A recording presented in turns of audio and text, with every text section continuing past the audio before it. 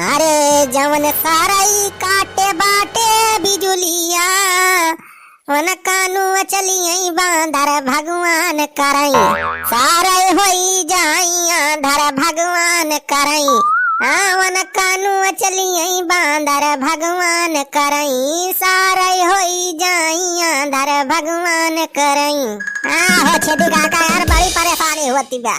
अरे 36 घंटा से बिजली कटी बा पूरे जिलवा माया फतम मचीबा।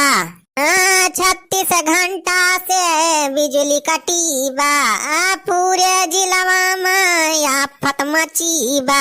अंधियारे मचीन मिलाई न मेहरारू भगवान कसम सारे होई जाई आंधर भगवान करई वन कानू चलिए बांधर भगवान करई जवन सारे काटे बाट